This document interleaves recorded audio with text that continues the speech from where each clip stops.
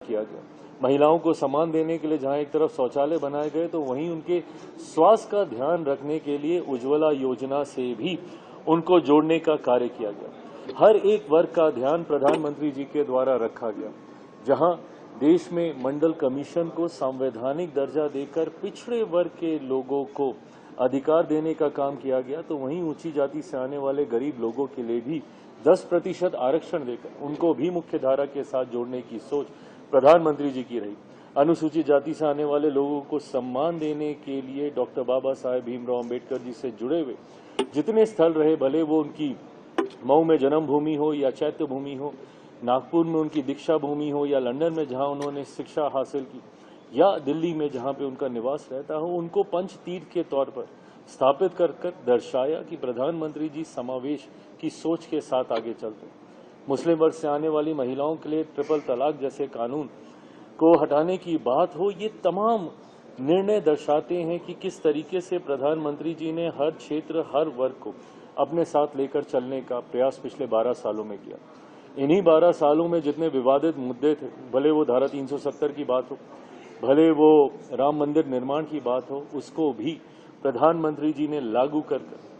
उन तमाम जितने भी विवादित मुद्दे हैं जिन पे दशकों तक राजनीति होती गई, उनको भी दूर करने का काम किया। प्रधानमंत्री जी ने जहां एक तरफ देश की हर एक भाषा को अपनाने का काम किया, हर मंच से अपने संबोधन में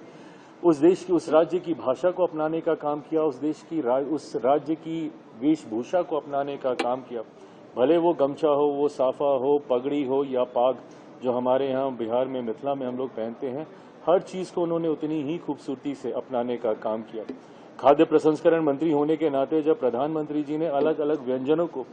देश ही नहीं दुनिया तक पहुंचाने का काम किया, भले वो मखाना हो या श्री अन्न हो या सी बकथौन हो, ये तमाम ऐसी चीजें हैं जो दर्शाता है कि प्रधानमंत्री जी किस तरीके से